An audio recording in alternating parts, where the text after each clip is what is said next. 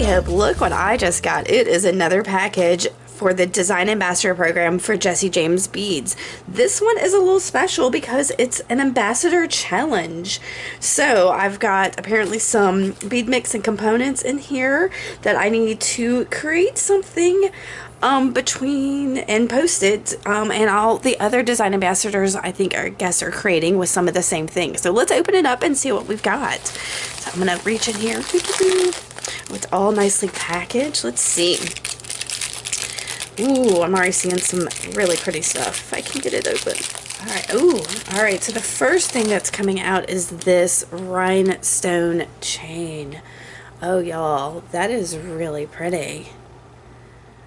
I really like that. So I can see this, taking this apart into individual links to use as charms or connectors, or to even just use this as a really beautiful chain. I hope I can get a picture of that, of how gorgeous that is. Okay, what else? There is, oh, this is a nice big clasp here. You see this decorative clasp, this hinge clip? Yeah, I like that a lot. I can see using that maybe as a purse charm. We might be doing that. We'll see. There's a little baggie here with a couple of charms. It looks like I can get it open. Alright. These are some kind of like... Oh, they're feathers. Oh, do y'all see that? These are pretty little feather charms. Alright. Alright. So we've got those, and then there is a mini mix in Bing Cherry. Ooh, this looks like it's got some really gorgeous things in it. Let me see if I can get it open, and I'll come right back. Here we go. The first thing I see are a couple of little tassels. Oh, there's 2, 3. We'll see if there's more. Let me go ahead and pour it out, and we can go through this a little bit better. There we go. All right. Ooh. Y'all, an owl. I love owls. That one is really special. All right. What else have we got? All right. So let me see. There's 1, 2, 3, 4 of these little maroon tassels. Let's get that bead back. I can see maybe this working for maybe somebody's school colors. What else? Oh, y'all, I love some cabs. These are beads. So they are these really beautiful flower beads in this bright red. Some roses. These are some nice large silver beads. Those are really luscious. They make me think of pillows for some reason. Let's see. Oh, these are poofy hearts. How sweet are those? And they are hollow, it seems. So they're like a filigree poofy heart. What else? There's some of these little, what do you call them? Like cha-cha tassels? I don't know. I really like those though. They're so fun and flirty. I'll put those over here with the other tassels. Some really nice big bright red faceted beads. These are yummy. It's very juicy cherry. So we've got some faceted teardrops here that are clear, and then a couple more faceted teardrops and an opaque. Yum. And then let's see. These are all opaque rondelles. Fabulous. Some glass pearls. Let's see how many we've got. 4 of these, and like these are also like a maroony color. What else? What else? What else? Now I'm not sure what you would call this shape, but they're more of that clear glass. And then we've got these and a clear glass, less faceting and more, I don't know what that's called. They're kind of round, but they're squished on the sides. And then some little opaque rondelles. And let's see, there are little daisies. Let me see if I can get them all. Alright, these red daisies, so fun. So fun. And let's see, we've got these tubes that have, they're really neat. They've got like crystals in the sides of them. Can y'all see that? There they are. So there's 4 of those.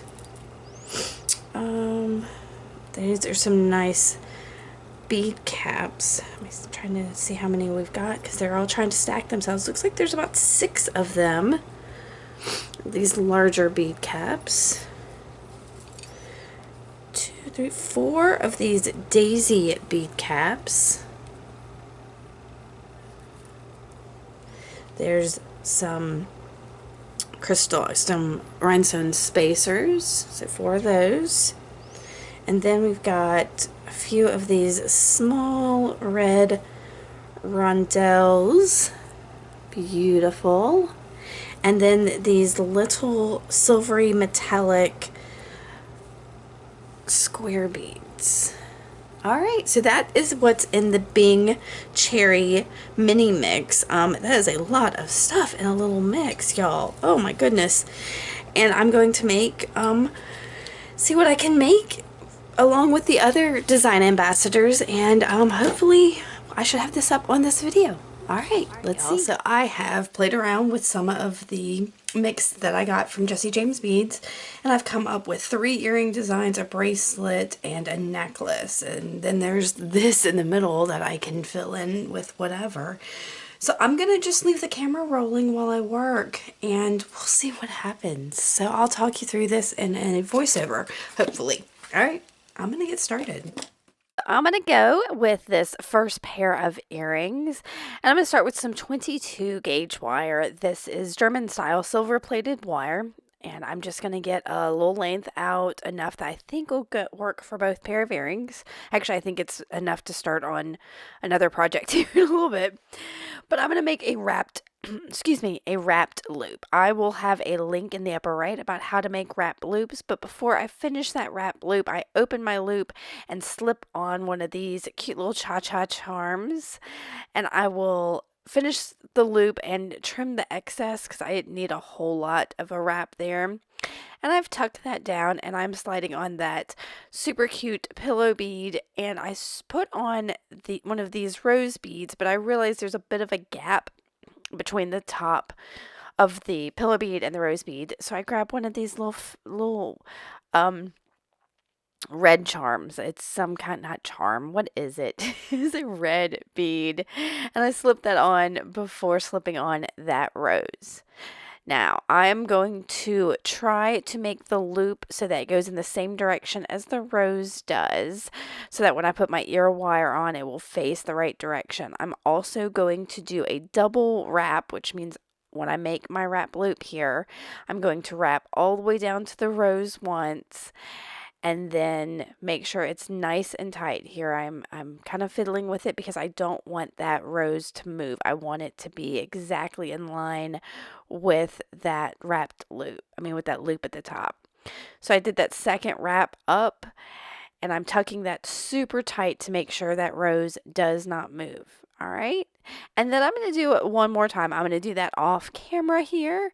And I've come back with a couple of fish hook ear wires, also in silver. And I'm just opening the loop at the bottom and slipping that earring on, making sure that the rose is facing forward. So when you wear them, it is facing out. Here's a look at those. These are probably my favorite thing in this whole mix. Actually, no, I like these next ones. I like them all. So the second pair of earring, I have got a head pin, and I'm slipping on one of those large bead caps, and then the opaque teardrop, one of the crystal rondelles, and then, a crystal spacer, and then one of the small crystal rondelles. And I've grabbed this gorgeous crystal chain here, and I realized that the rings that are connecting these little connectors need to be cut, so I'm cutting them down to get the 2 that I want off.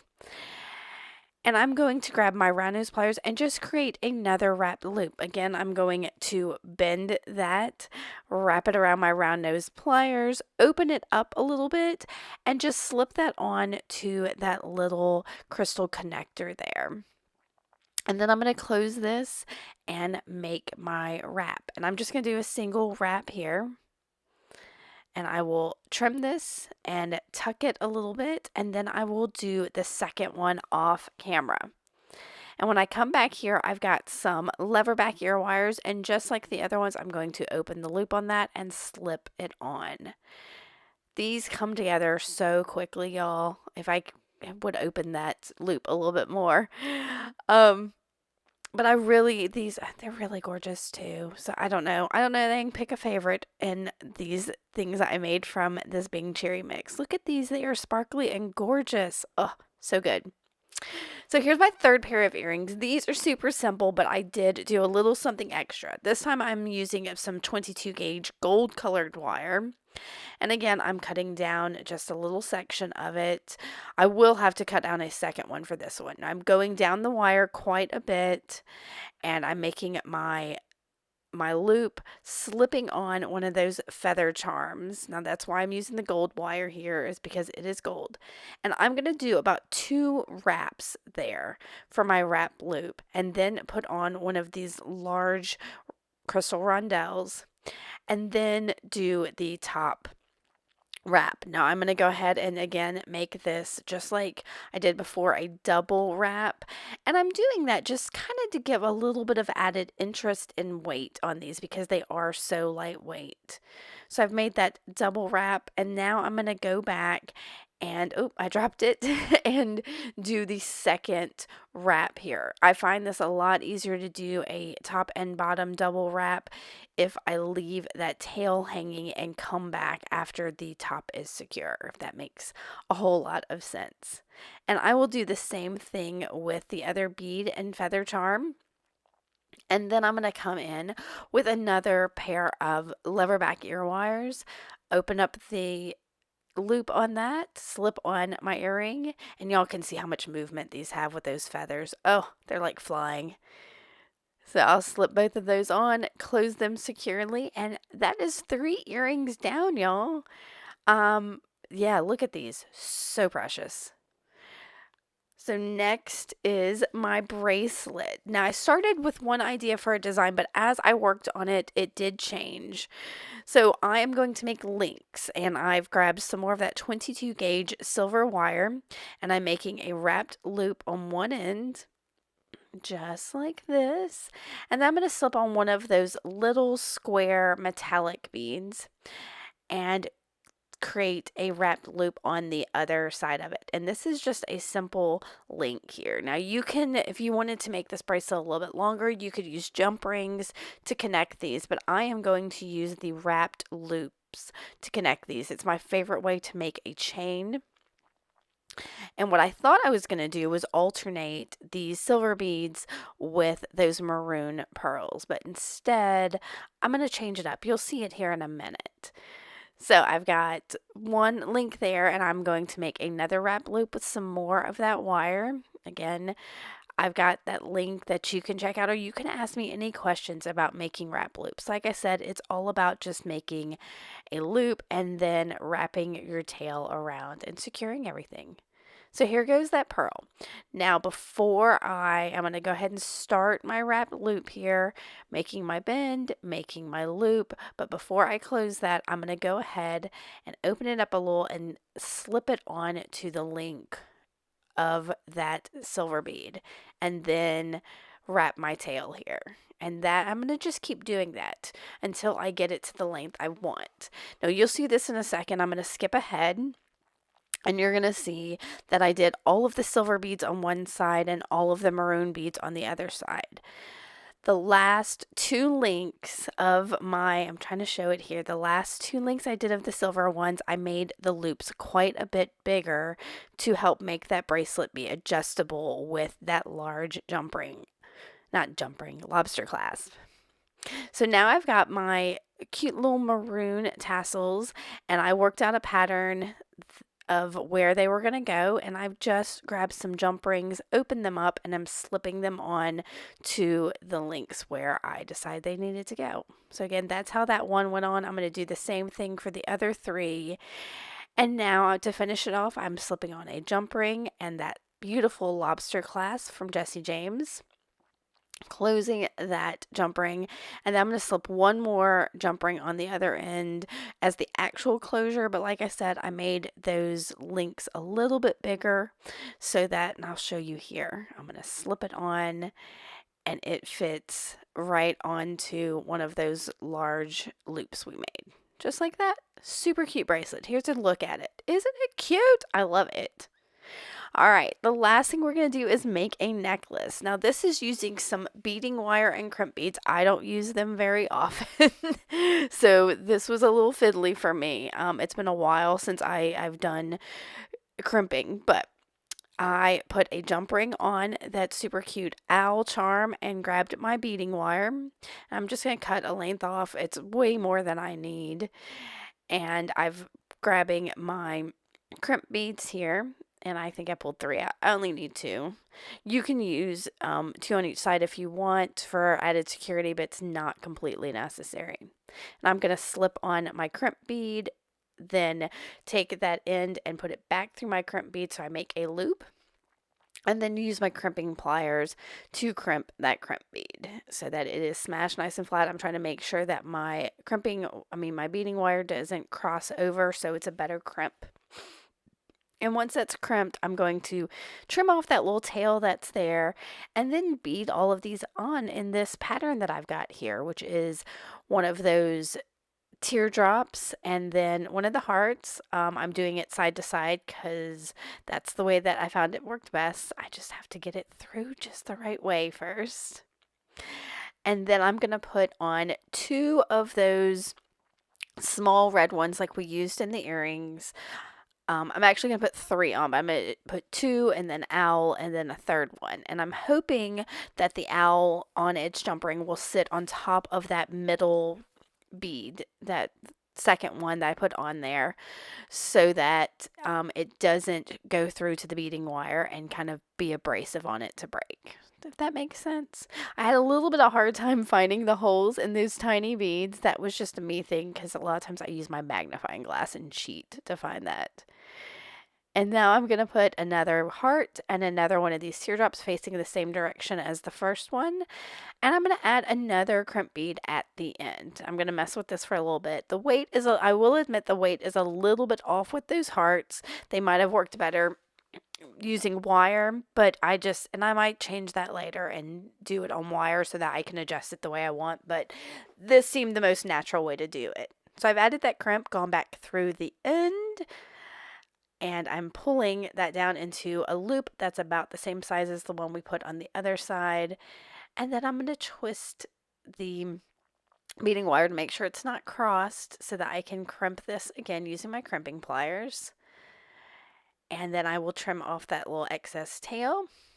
And then I go and grab some chain. I've got 2 lengths of the same length of chain, and I've got a bunch of jump rings. So I'm just opening a jump ring, slipping it on the loop we made with the beading wire, adding one end of the chain, of one of those lengths of chain, and then closing that jump ring. I'll do the same thing on the other side. I think I showed this to you. I'm messing with it far too much, just making sure that it's not twisted when I do it. So put that jump ring on, add my end of my chain, and then I'm going to just add a clasp, doing kind of the same thing, adding a jump ring and then the clasp, and then on the other side I'm going to add just the jump ring as the closure. And that is it. That's my 5 projects I've made with just this one mix. And y'all, do you see that big pile of loose beads there? I have all of that left to work with. So I want to thank Jessie James for giving me this fun challenge. I'm really happy with what I got made out of it, and I can't wait to see what the other design ambassadors make with theirs. So let me know if you have any questions. Give me a thumbs up if you like this, and make sure to subscribe. Thanks y'all for coming by and watching. Bye.